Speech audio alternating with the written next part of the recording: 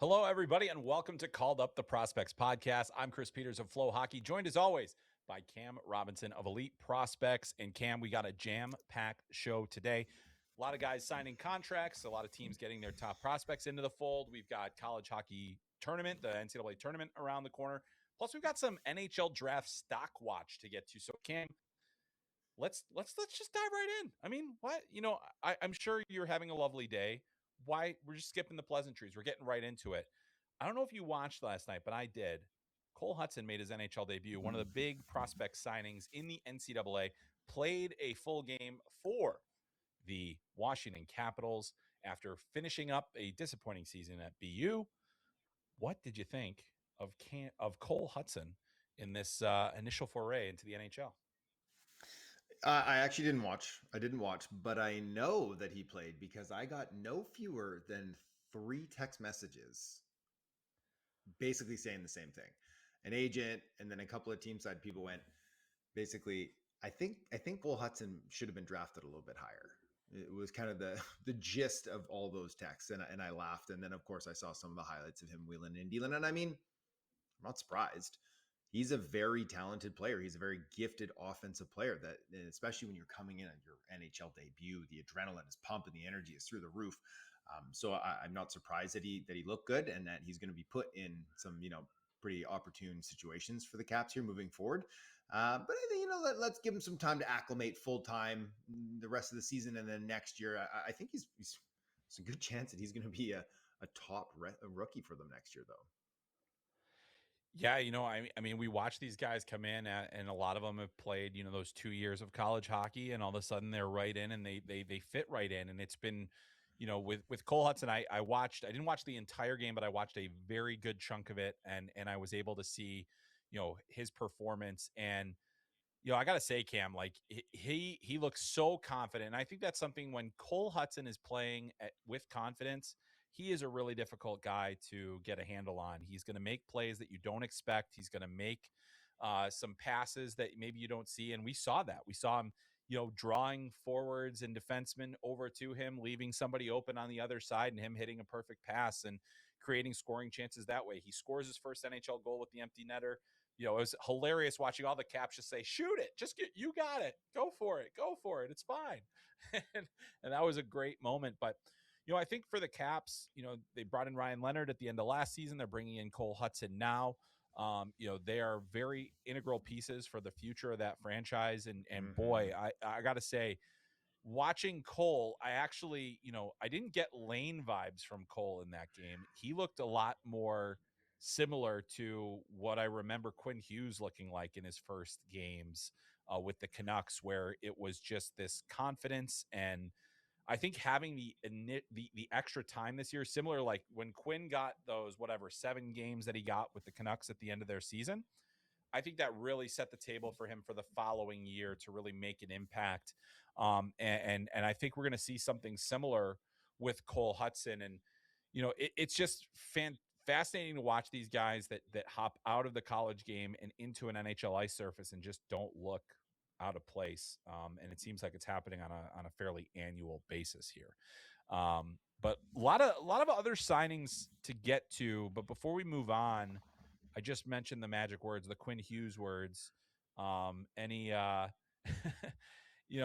not, and I just to be clear, Caps fans, I don't want to give you any Quinn Hughes is the best defenseman in the game. I'm not trying to say that Cole Hutson is the next Quinn Hughes, but just seeing the confidence and the swagger and they're just, physically he looked like Quinn out there.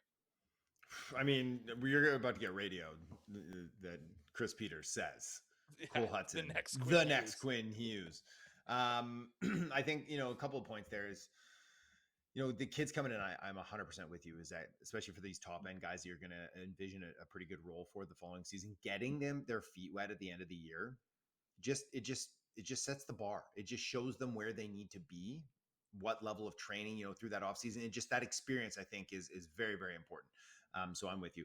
And also the fact that some of these kids are stepping in and they're able to look so confident and so quality in the NHL immediately speaks once again to the development path, right? Just how good college hockey is right now. I talked about Cole Hutson earlier this month and just like kind of put him like in an article. It's like, can I call it disappointing for him? You know, as a defenseman, it's like he was their best player at BU, and just on certain nights he just didn't look like it. He still put up pretty good points. It was a slip back from the year before. Difficult situation all around, I think, at BU this year, but also college hockey got better. It took another step. And so he was forced to, you know, with a weaker team to try to figure that out too. And so, yeah, I do think that it's, you know, kudos to the NCAA and that development model, kudos to those players. And, you know, like I said, it's just a huge bonus to get them in early so that next year when he's rolling full time and he's got a full season ahead of him, that there's not a lot of shocks there that first couple of weeks. Yeah, no, not a lot of shocks. And, you know, yeah, he just showed that there's a lot of talent there, and I'm excited to Mm-hmm. see where things go. And I think if you're a Caps fan, you have every reason to feel a ton of optimism about Cole Hutson.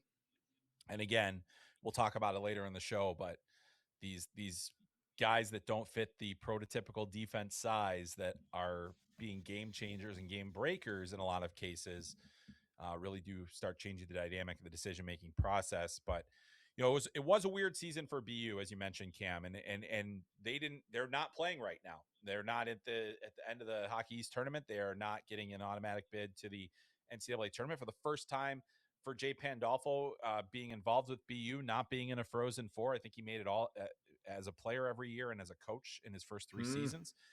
So not making it this year, not making the tournament at all. I don't think that that's any cause for concern. BU's got a great recruiting class coming in. You know, they have Tynan Lawrence coming back, who hopefully will have a better showing in his sophomore season. You know, Caleb Malhotra is on the way, a number of other players that will certainly help them as they go forward. But they had a ton of players sign contracts. Sasha Boisvert signed, Cole Eiserman just signed, Gavin McCarthy signed. So they have a lot to replace next year. And Cole Eiserman is going to actually, instead of going straight to the Islanders, he's going to go to the Bridgeport Islanders. So Cole Eiserman going to the AHL to start things off. And I saw, you know, there's a lot of Eiserman hype out there. I love Cole Eiserman. I think, you know, I'm excited to see how he translates. However, I do think there is some brake pumping that needs to be applied here.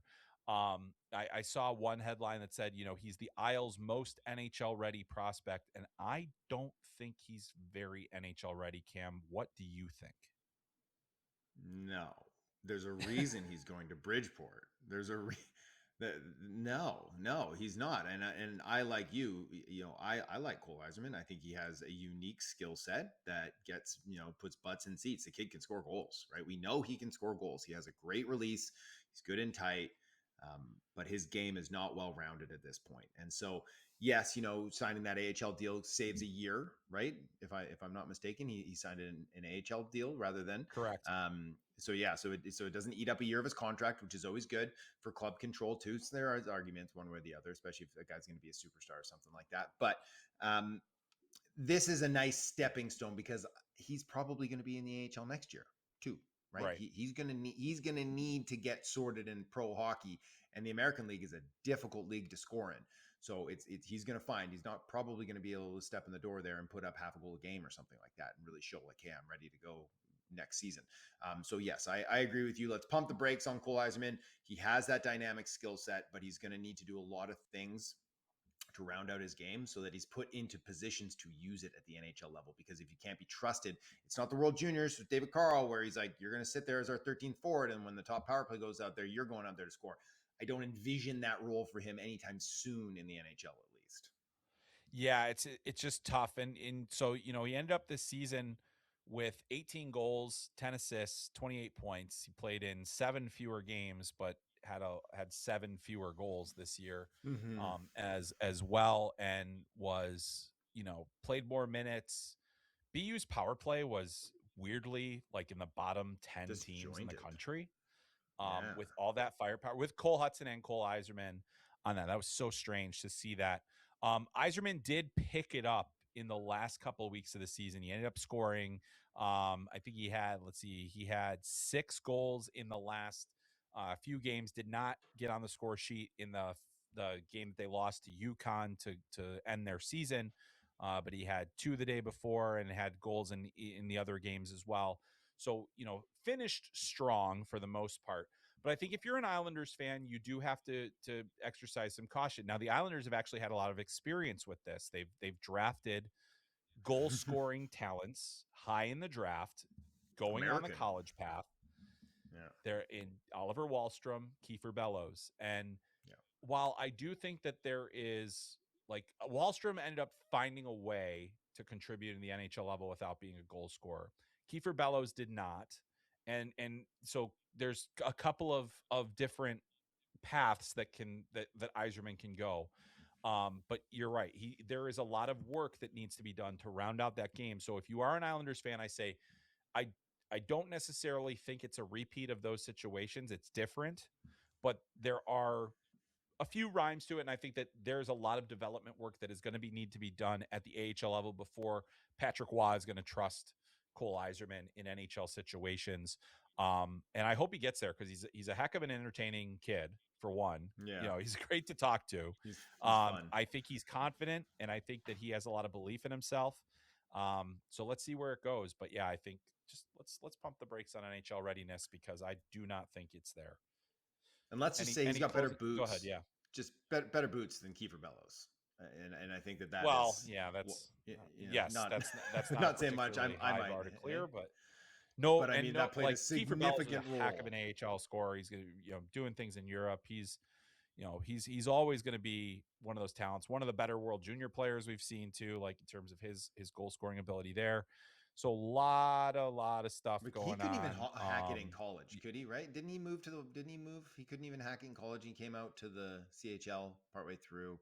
There was some stuff Yeah, going I on there. think you're Wasn't right. that Yeah, Bellows? I can't remember yeah, now. yeah. I think you're right. I He might went be to making it Portland up. for a little bit. Yeah, Yeah. I'm pulling I him think up. I think you're right. I'm it's they all blend together at some point, Cam. Like it all comes together.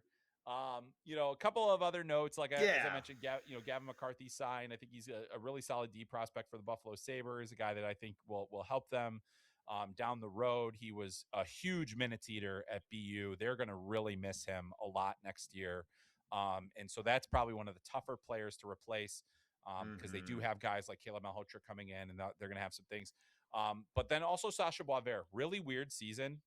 Got scratched, a healthy scratch, but I think there were some extenuating circumstances there at the end of the thing, and just a really horrific season. He was injured early on, didn't make Canada's World Junior team, struggled when healthy, not a great year. So I think Sasha Boisvert is a very good prospect. I think there's a lot there. I think this is a bad year. I don't think it's Yeah. really changed my projection of him, but like that's another guy that now has to go to the AHL and prove it over and over again that he's there. And the Blackhawks have kind of turned their team over to the youth of the organization. They traded away a lot of guys at the deadline that were veteran players. Their entire leadership core is gone, and so what kind of environment are you bringing these players into? I think Rockford is going to be the place for Boisvert for an extended period of time, and then we'll see where things Yeah. go from there. So if I think he is starting with the Blackhawks though this season, he will play games with the Hawks to start the season. So lots going on there. Yeah, I was gonna say, just why not in Chicago? Why same thing? Just give him a look at that level. Yeah, for sure. Be like, you see the speed, see the skill, see the strength. Okay, now go train and end up in Rockford next year. Give him No question about burn it. the And I think year that, as a little gift. Yeah, yeah. Thanks for signing. You yeah, didn't have, you didn't have to, but thank you. yeah, So that's all good. But these next few weeks, though, Cam, as soon as at the end of this weekend, when teams are getting knocked out, and then the national tournament begins the following weekend, so you're going to start seeing more players sign. There's a lot of players that are on the cusp of signing contracts, or at least we would assume they're on the cusp of signing contracts. Guys like Porter Martone, Trey Augustine, Charlie Stramel at Michigan State, Michael Hage at Michigan, James Higgins at BC. So these are guys that are on teams that they can sign these players, use them however they want to. There's some interesting kind of things in there, like if Minnesota is able to add a Charlie Stramel, another depth option. They did add like Michael McCarron and other players to kind of fill out their depth and the playoff chase, but that's an option. But like all those guys that I just mentioned, is there a chance that do you think any of them go back? like Stramel can't, but does anybody else go back? I don't think so. I think they're all coming out. I think Trey, we know, could have come out already, decided to go back for another go for a natty. Porter's the only one. It's like pure freshman, but he's so good. Like I I posted this the other day. Is like I was a little surprised he didn't get a nod in that top 10, but Charlie did, and it's tough to do both guys when the seniors there. But Martone was one of the 10 best players in college hockey this year, skaters anyway. So it's like, what's he going back for? It's like he might really love working with Nighty and getting the strength up and all that too, but he'll be ready to come out. So no, I think all these guys, I'm sure Hagen's too, right? As soon as BC's done, he's coming out and he's getting games. They should all, Trey won't get games, but they should all probably get some games down the stretch. Yeah. BC is one of those teams that has to win this weekend, has to win the Hockey East in order to get into the NCAA tournament. So Hagens could be available as soon as this weekend for Boston to sign. For me, I think, Michael Hage is one of the real interesting ones because the question I think becomes what's his path at Montreal and in the short term. His path in the long term, I think, is well solidified. He's got top 6 potential. He's got other things that he can do that are really strong. But it's just like in the short term, is there a spot for him in that mix right away? Is it, where are they at in their development as an organization in terms of giving him that opportunity? So he'll be one that's kind of interesting to watch, but I don't think, there's any reason he would have been in my Hobey top 10. That's one of the things I think a lot of people don't know is that the Hobey top 10 is actually not selected by the Hobey selection committee. That's like a different panel. And also the fan vote and other things which accounts for a minuscule amount. But you look at the things and you wonder why certain guys aren't there. In the cases of both Martone and Hage, they had a teammate that was older. A senior. Now, the most likely winner of the Hobey Baker is not going to be a senior this year, I don't think. Who knows? Maybe, but the fact that they were on the same team and quite frankly, TJ Hughes is who got the Big Ten Player of the Year. Super important, great veteran leader for Michigan and a big piece of what they did. Tied in points with Michael Hage. In all the games I watched, Michael Hage has been the driver of that team in Michigan. I feel like, he would have been in my top 10, as would Porter. Even though Stramel was an absolute beast for Michigan State this year. A little bit surprised Augustine did end up getting into the top 10 just because of he kind of trended downward a little bit. Michigan State is not playing for a Big Ten championship this weekend. Little things like that. I still think he's a very strong candidate for the Richter Award, but that's a pretty tight race. Michael Harabel from UMass going to have something to say about that. Josh Kotai from Augustana going to have something to say about that. So there's a lot of different things in there, but you look at those guys, with Porter, you could get him right in. You could get some of these guys right in, give them that taste, and I think you're feeling a lot better about things. So really good prospects, all in there, and it's always fun this time of year when a team can add one of those guys and give you that brief preview of what's to come, even if your team's not in the playoffs. All right, Cam. There's a ton of other players I should say that will sign.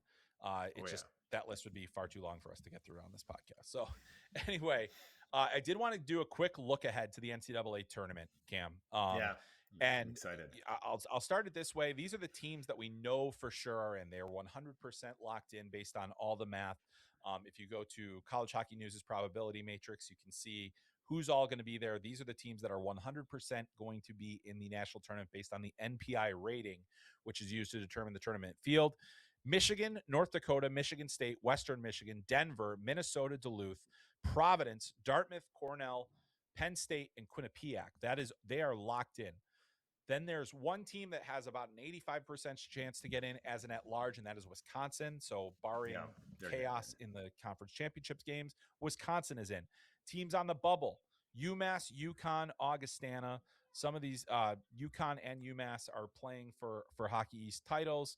They can get in by the auto bid, or they can get an at-large still as well. And here are the teams that must win their conference tournament this weekend coming up. St. Thomas, Minnesota State, Boston College, Ohio State, Princeton, Merrimack, Bentley, Sacred Heart, Clarkson. Bentley and Sacred Heart, they're getting in there one way or another. If Clarkson gets in, that really throws a wrench in things.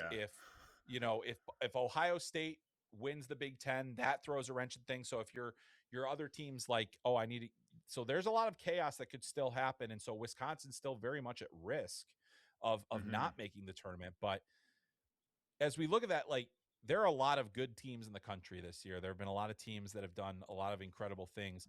As we, of those teams that are like 100%, the teams, which are the ones that you've kind of got circled as, hey, these are the ones that could really make some hay here. Well, I mean, the first four that you said, those are the number one seeds, right? Those are locked in. They're Michigan, Nodak, Michigan State, and Western Michigan. So they're the 4-1 seeds. So I think that naturally those guys are going to be the favorites all the way through until they start meeting each other. I really love what Denver, especially in the back half of the season, has done. Providence as well, Duluth, just beat the piss out of Nodak there the other day. Like, so it's there's going to be some teams like, I didn't mention Penn State. I don't think they have the horses or the depth to really go deep in this thing this year. Quinnipiac is always sneaky, but again, it's like it's going to be tough to run with some of those big clubs. So, basically those top 6 clubs, 7, if we want to include Duluth too, and because when they're rolling, they've had hot stretches this season too. They do have some good talent up front. They do have good depth. It's going to come down to, if you want to shake off one of those top 4 teams, I think you're going to need your goaltending to really step up too.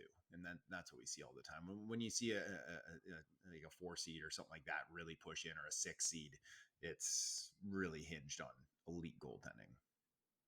Yeah. I mean, I think it's almost been the rule in the tournament that you have to have the goaltending in order to win. You think back years ago when Minnesota Duluth was winning back-to-back, Hunter Shepard, who just got acquired by the Laval Rocket because apparently Jacob Fowler is a little busy in the NHL right now. So they've got some guy, they've got guys like that. We saw Hampton Slakinski, take over. He split the whole season with Cam Rowe, and then ends up getting the net for the playoffs, and just was lights out for the rest of the way. You just think about the different players that you need to have in those situations to win national championships, and the goaltender is there. And so I think if you're looking at that, Michigan State obviously a big threat. If UMass manages to get in, I think they're of the bubble teams one of the more threatening teams because of how they've played recently, and they've got Michael Harabo playing at the peak of his powers. We've seen him do that at the World Juniors. Now we have a chance to see him do it at the collegiate. He's having his best season as a collegiate player by far.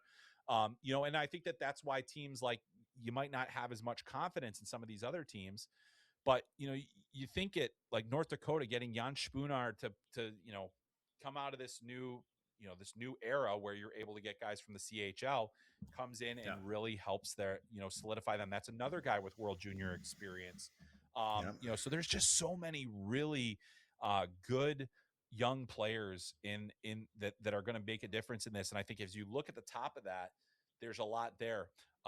So I'll be fascinated to see. I think North Dakota is going to be very tough in that regard. Michigan State with Trey Augustine, and such a veteran team too, in addition to the young guys that have supported them. And then, like, who's to say that Minnesota Duluth can't get hot? They've got the offensive attack. It's Adam Guyon. If he's on top of his game, all of a sudden you got that. And then Dartmouth and Cornell play a really solid brand of hockey that's going to make it hard on whoever they play. So the NCAA tournament is really where you start to see that separation between teams, because you're going to see guys that haven't played against each other. You're going to get a lot of these great matchups. It's fascinating. Cannot wait for the tournament. It is absolutely one of my favorite weeks of the year to just sit on the couch and not move for days on end. That's what I'll do, because the regionals, you can't really go to the regionals. Then you're locked into one. You got to watch them all. You got to watch them all. So, and based on attendance at regionals, nobody goes anyway. So,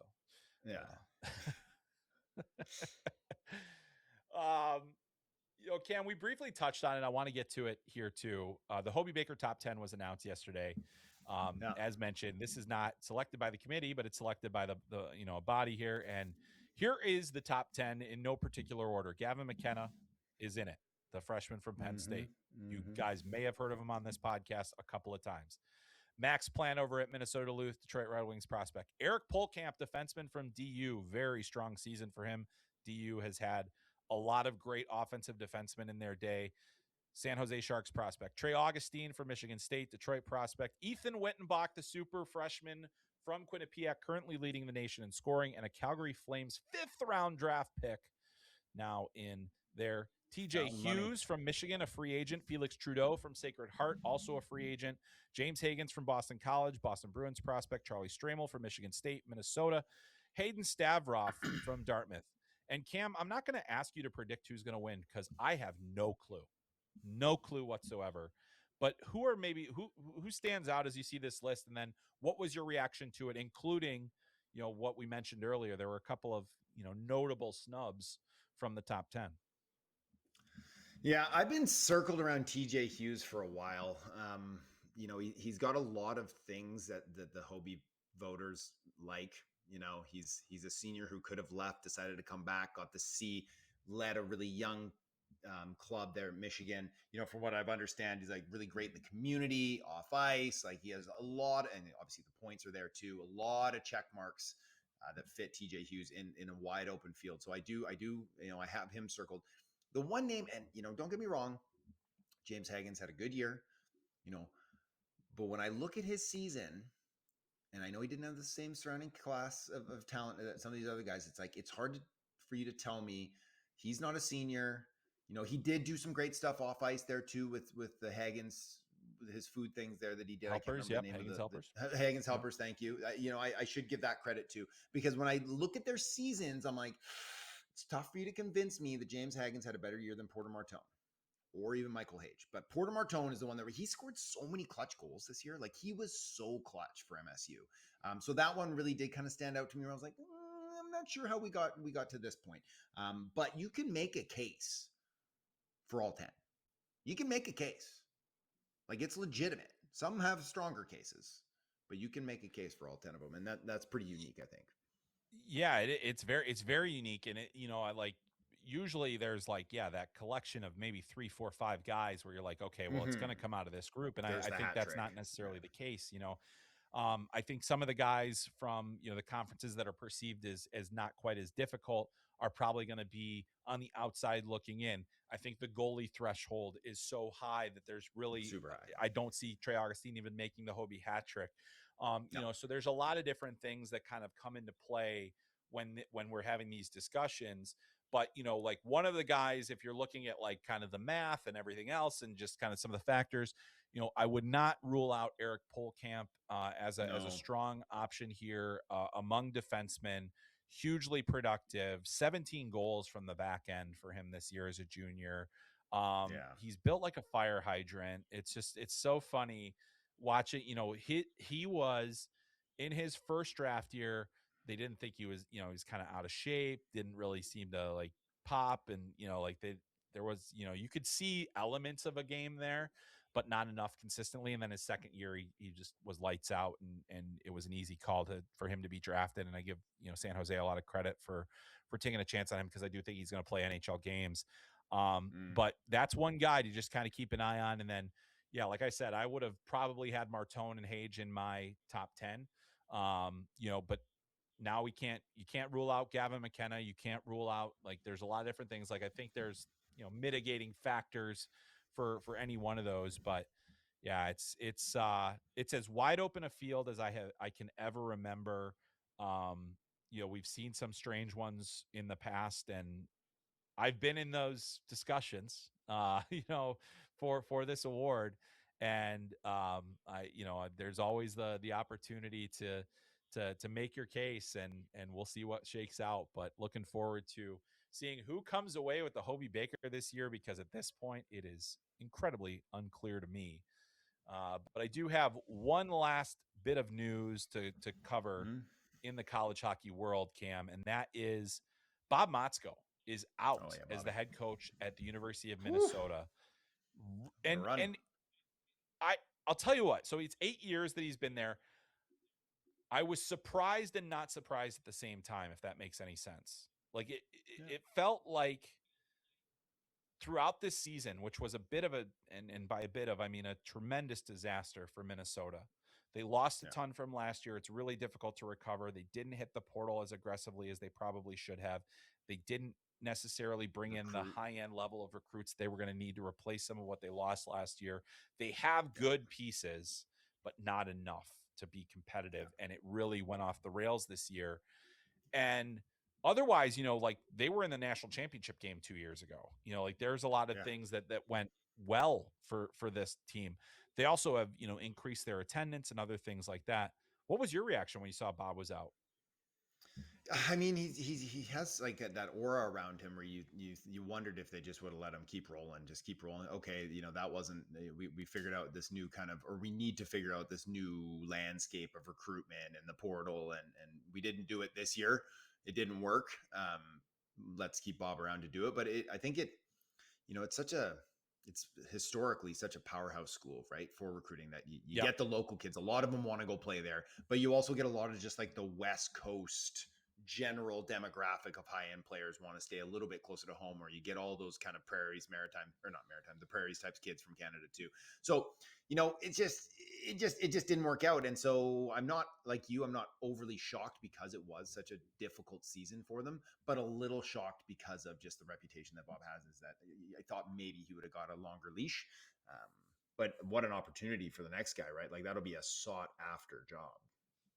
Yeah, I mean, I think that the Big Ten schools they're playing in a different sandbox in terms of NIL and other things, Totally. and I think for like Bob is an older school coach. I don't want to say he's an old coach. I mean, he's an older, generally older than some of the guys that are getting hired in these jobs now. But this is we are in a new era, and we saw North Dakota do this with Brad Berry last year. Dane Jackson comes in, NCHC Coach of the Year in year one. Yeah. It's like there's a lot of things that are happening, and I think that schools are being more aggressive with staying on top of it, because it is very competitive, and I think it's going to be hard for some of these coaches to transition into the new era, because it is so foreign to how they have wanted to operate previously. But the fact is that Bob won 25 games last year, 23 the year before, 29 the year before that, 26 the year before that, 11 this year. It was a pretty dramatic drop this year. 11, 22, and 3 was their record. But that's the thing is, now you used to be able to take a college job, and you would have to run your program into the ground for years before an even whisper of you getting fired was uttered. That has changed. Yeah, That no has more. changed. And so Minnesota also looking for a new women's coach too. So they are looking for women's and men's coaches at the same time. Their athletic director is looking for a sweeping change of the hockey department there. But I agree with you. Sought after job, could be a great job as we go forward. All right, Cam, wanted to do a quick status update on some of these draft prospects that we have been tracking throughout the year. And it's a stock Yeah. watch time. It's always good to take assessments because this happens over the course of the year. Nothing is linear. Players go up and down. Gavin McKenna went up and down. He's back up. There have been a lot of players that have done things that were great at the beginning of the season and not so great now. So let's talk a little bit about who's down, who's up, but we're going to start with who's up. So in our NHL Draft stock watch, Cam, lead us off. Who's a player you got trending on the upside here that you want to spotlight?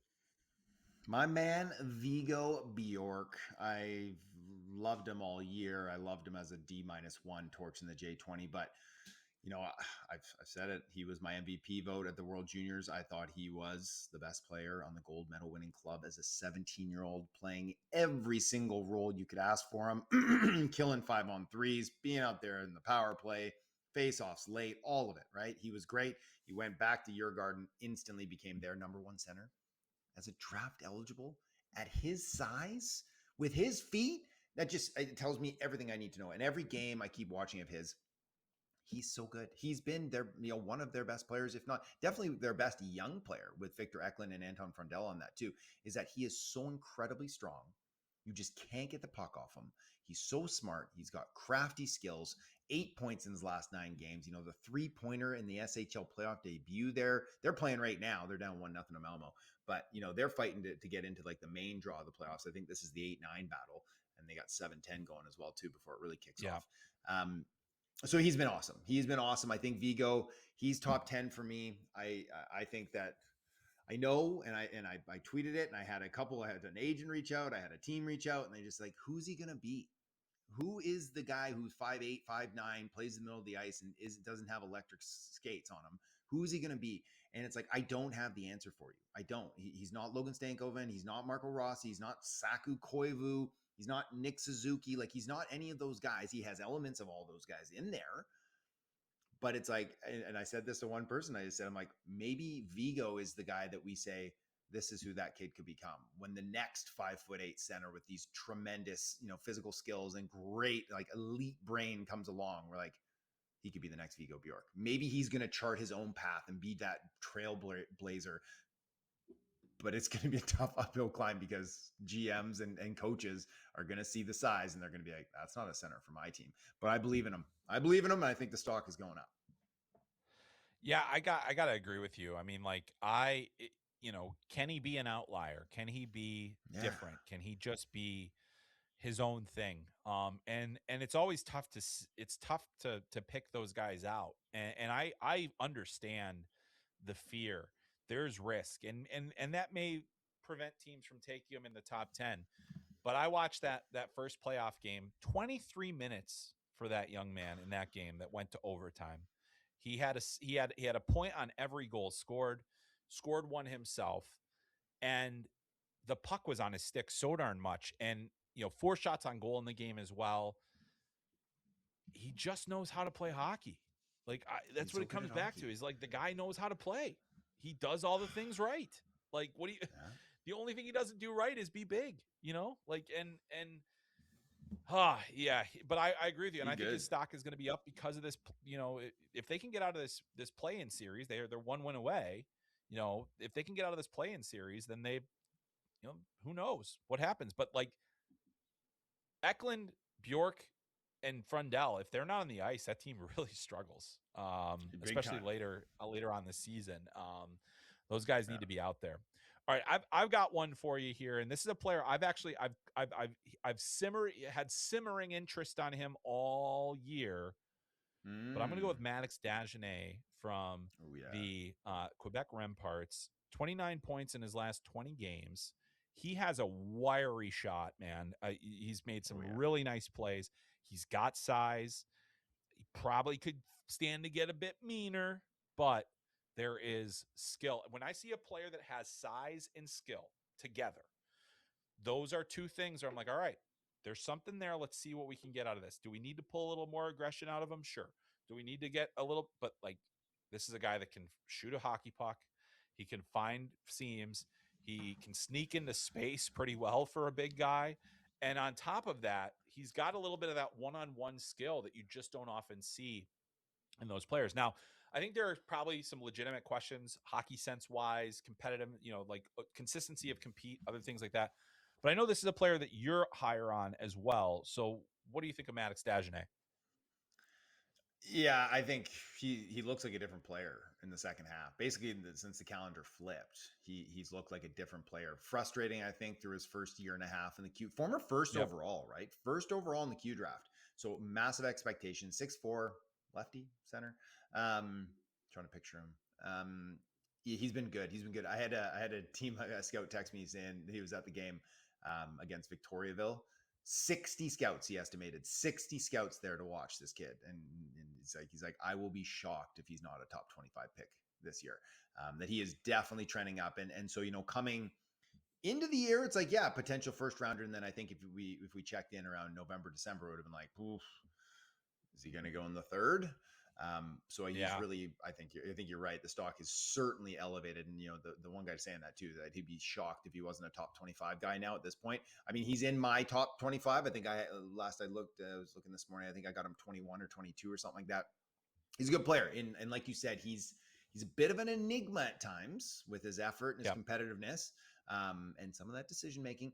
But when he flashes, like, that flash is very, very tempting. You look at teams that have multiple firsts, say like the Canucks, that could be picking top 3, and then they got that mini pick, which is going to be in that 4 to 30 range. Like that could be an interesting one where they're like, hey, we get something really solidified at the top here, and then we take a swing on someone who maybe has like higher upside. And if it doesn't break right, oh, well, we still got our horse down here at number 2 or whatever. Yeah, I mean, I just think in a year like this, Cam, where there's so many like I don't know, like just players where I'm just like, maybe, like I feel Maybe. like he's fine.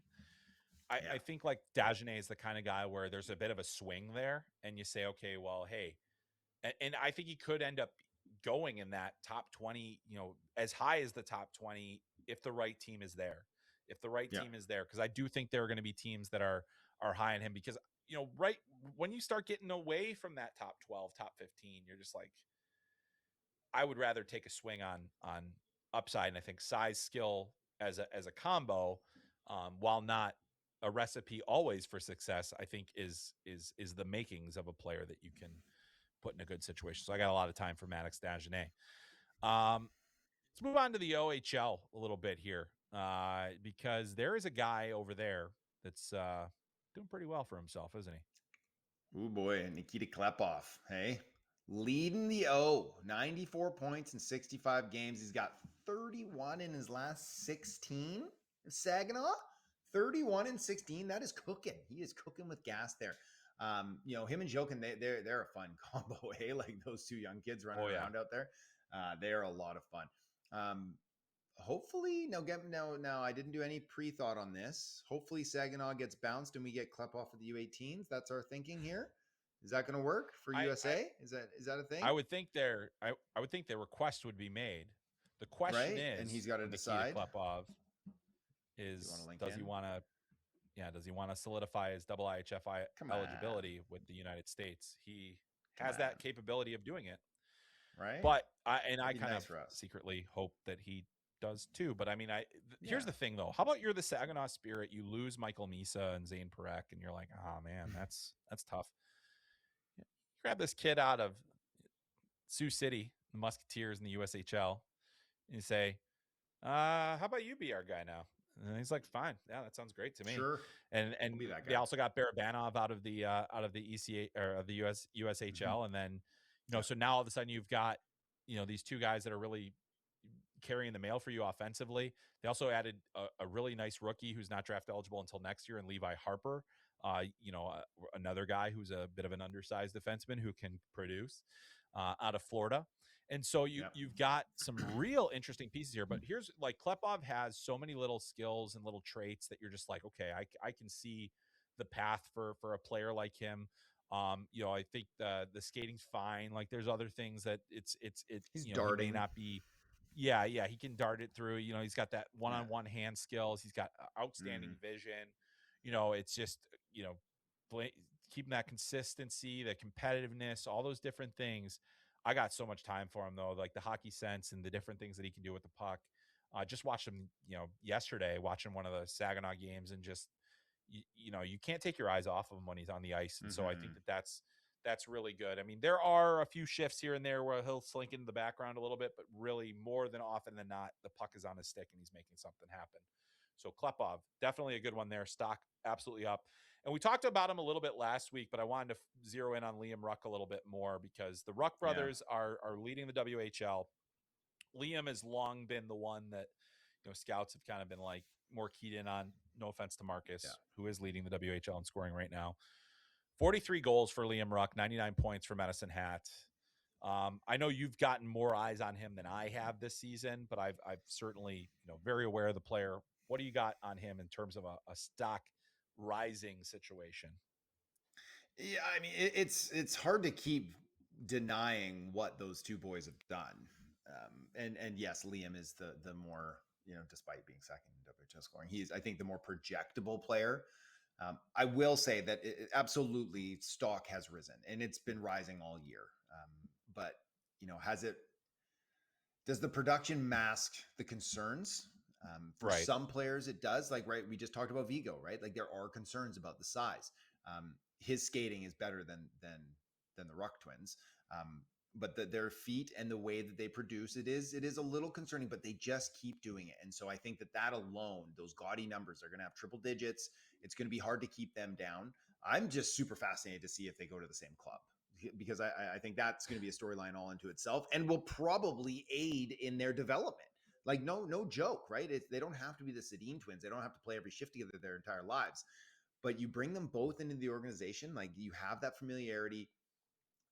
I don't know. I think that having that little comfort blanket of having your twin there, I think would only help them off ice become better players Right. on ice. So that's something I'm really looking forward to seeing. But I do think Liam, especially, and Marcus, his stock has risen. You can just put the Rucks together like the Sedins if you want. That both their Yeah. stocks has gone up here. Yeah, and like I said, like whenever a player's stock is rising, it doesn't mean it's risen into the top 20, top 15. No. It's like, hey, it's risen to the point where it's like, hey, we at least have to have a discussion about this guy towards the end of the first round, like those Yeah. different things. And that's where it's at. But I agree. Like there are still those issues that exist. And quite frankly, like right now, they're still not in my first round, but it's like at least you gotta have the discussion, right? So Yeah.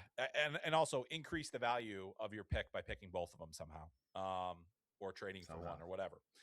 Right. All right. So we've given all the praise. We have to go in the other direction and take a look at some of the players that have declining stock. And we stay in the WHL with this one. And he could not have started more on fire, been more incredible. But we're going to start with Kamloops Blazers for JP Hurlburt. To much fanfare, leaves the NTDP early, goes to the WHL.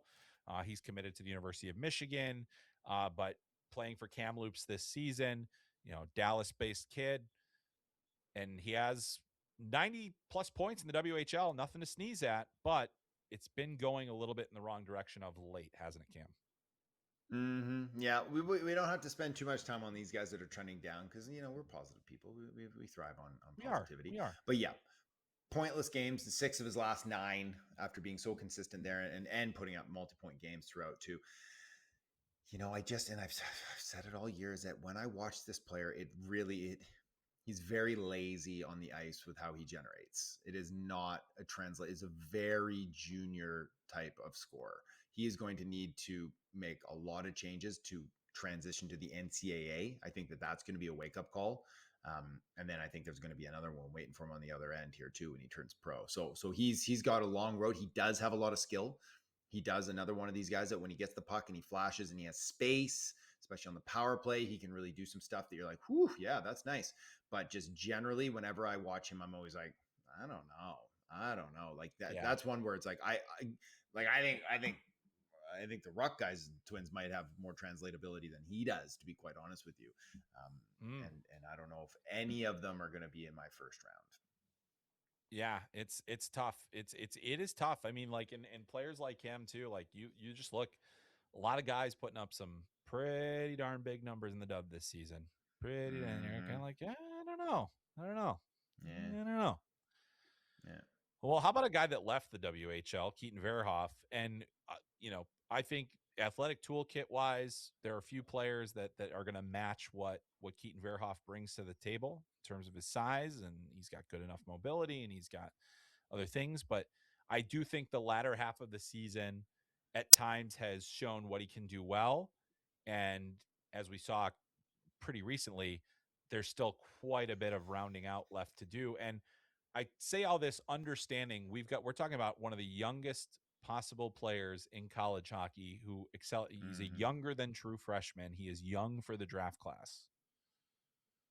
But there is no doubt that the conversation around him is not about being one of the top 2 picks anymore. It's probably more about being the 3rd or the 4th or the 5th or maybe even lower than that, as these other defensemen continue to progress. What about where do you stand on Verhoff, Cam? Yeah, I always like to preface this. Love the kid. I do love a lot of his game. Like you said, I thought it was a risk going to North Dakota this year, but I liked it. I like taking that risk, getting out of Victoria and challenging himself. And he's been, a catalyst for one of the best teams in the nation. So you give him his flowers there, but especially post World Juniors, like even strength production has been non-existent, right? He has not been able to produce at even strength throughout the entire season, but especially in the back half. And then, we're just starting to see some bad habits creep up again, like that game against Duluth. Like, I'm sorry, like I'm sure hopefully he cut up some of that tape and he just is sitting there eating his Cheerios, watching it and just fueling anger so that he shows up for this tournament.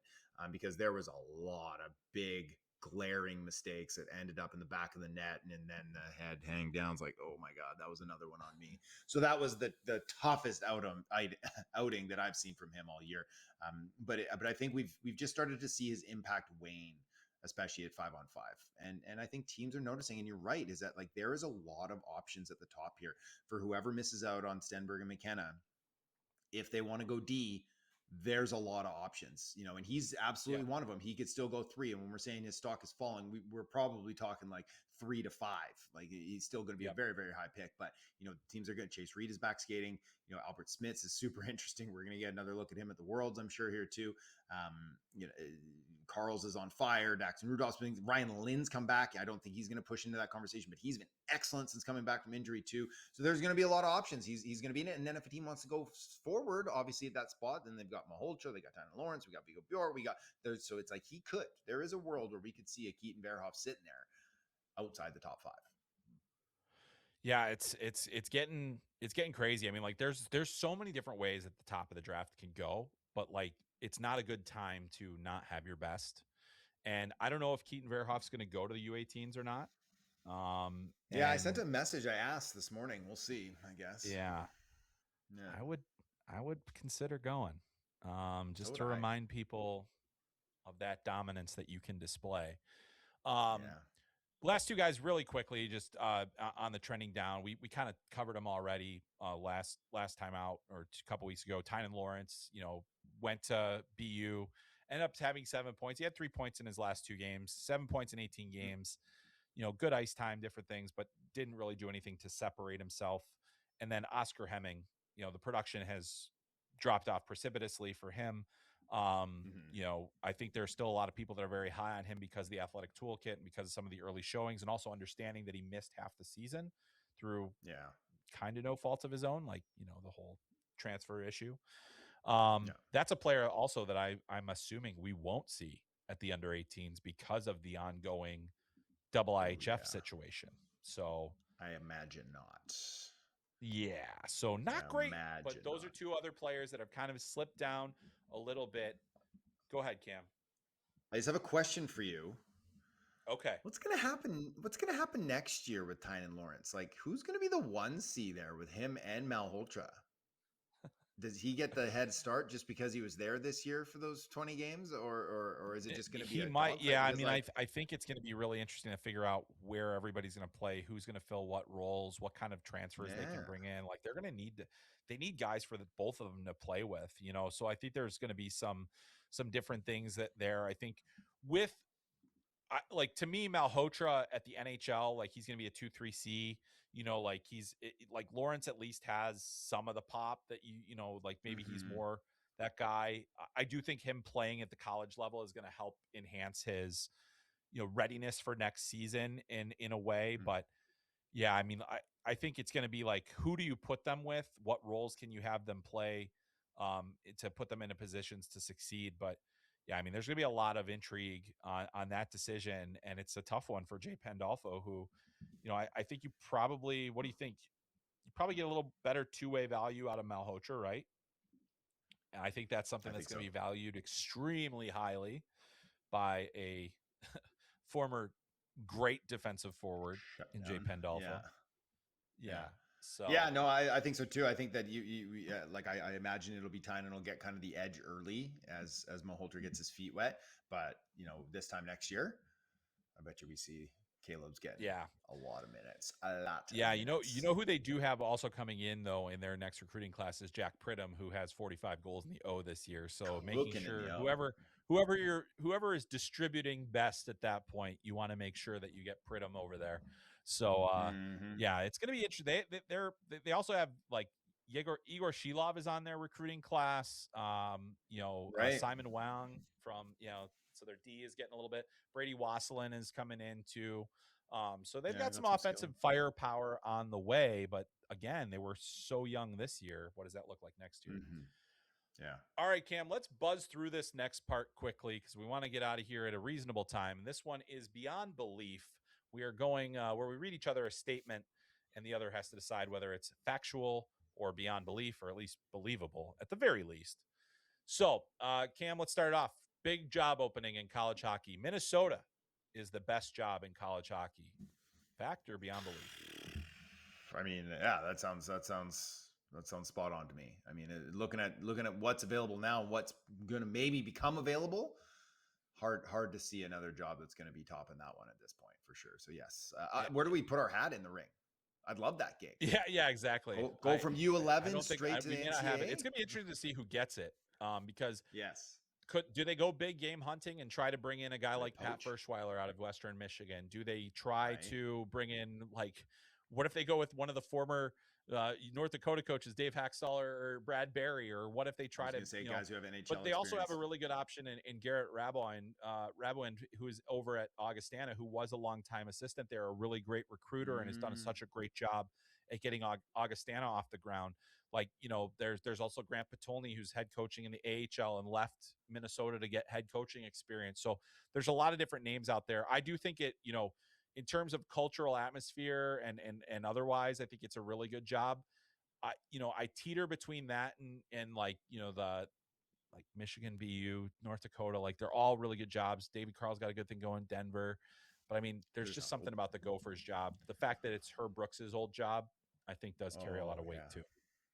Oh, I see what you're saying. You meant like the legitimate top job in college hockey, regardless of what's available. That makes it a little more interesting. Yes, for sure. I was thinking what's available this year. Yeah, but yeah, I'll what's second that. available? There's no question. Yeah, yeah, And right. I I was think like, they oh should man, call 100%. everyone. Yeah. Definitely. All right, I got one for you.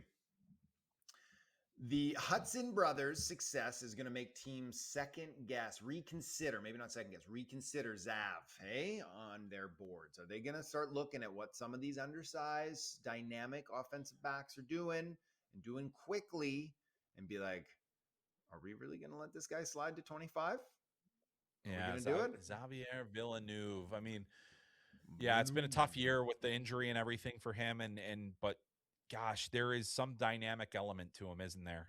So I'm going to say it is very believable that teams are going to look at that, because I do think you have to see it to believe it's possible to be repeatable. And I don't know that Zav is at the level that either Lane or Cole were, and yet both of them were second round draft picks. Like that's the other thing. They didn't learn their lesson with QMJHL Cole. Defenseman of the Year? No, they didn't. Yeah, I know. They did not learn it with Cole. They didn't learn I it know with he hasn't Cole. lived So up to like, it this year. it's Man.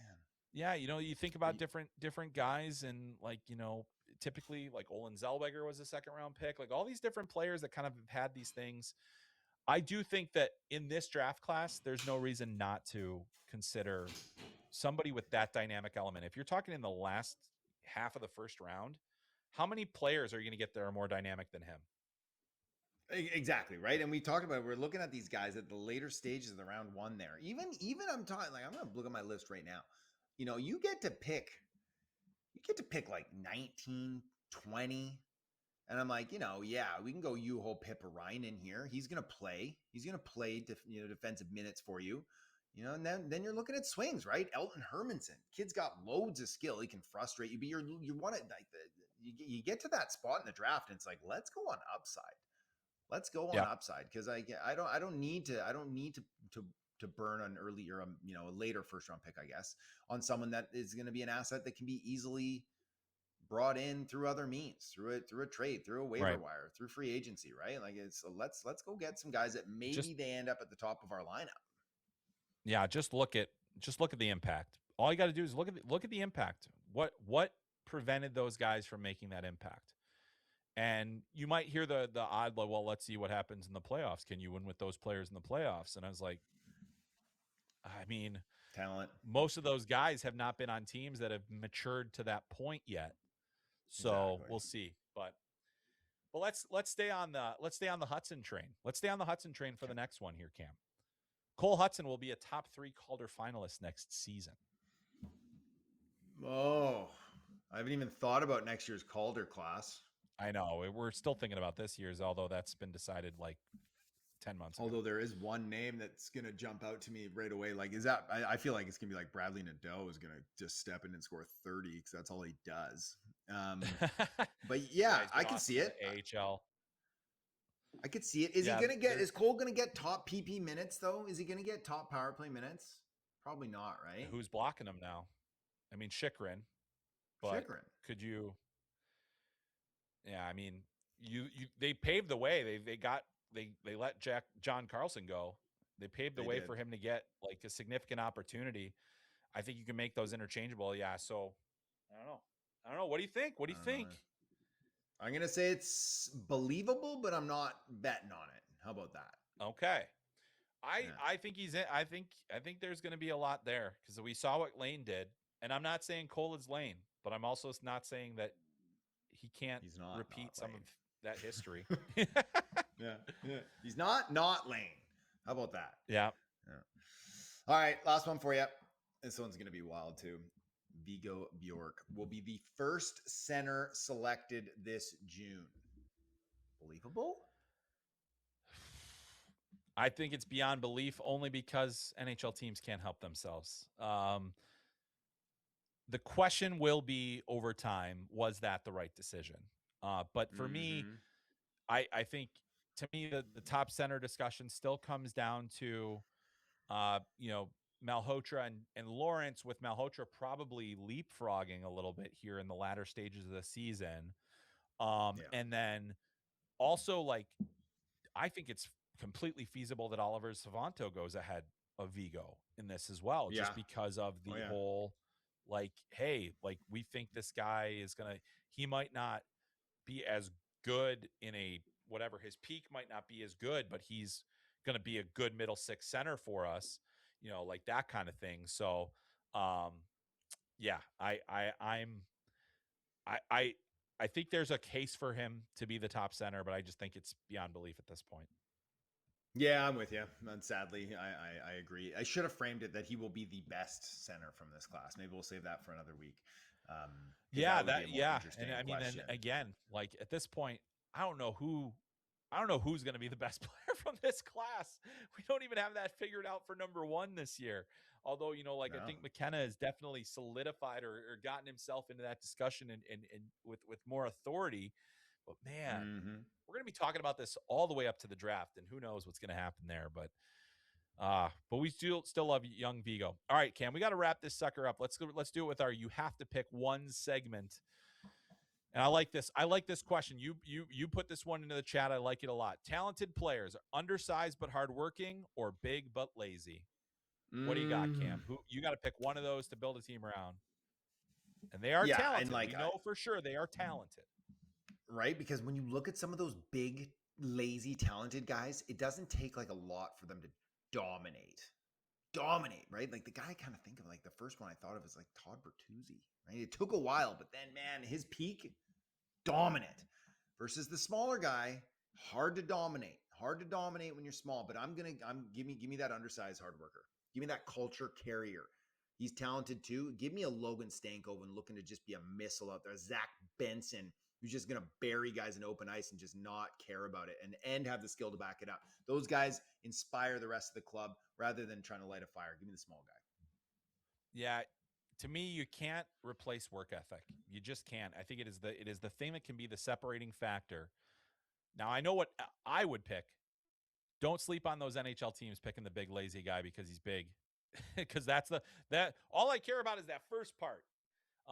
But those guys do have a tougher time being drafted. They do. And Yeah. I think that those are the guys that you start seeing slip further into the first round. They'll still go in the first round because the upside is there, but it's not. You know that's where it goes. So, oh man, yeah. Me personally, give me that little hard worker. I like the hard work. Work ethic is such a great, separating factor for these players. All right, Cam, that's going to pretty much do it for today. You want to give a quick plug for anything you got coming up on elite prospects these days? Yeah, we got the big projects are starting to roll now. So it's like we're going to start diving into film rooms, which is kind of a big marquee thing we do down the stretch. So I've signed up for a few. Looking forward to getting started on that. I got Vigo. Pulled that card too. Got Ryan Lynn. So there's gonna be some fun ones. Got loads of clips already banked for them.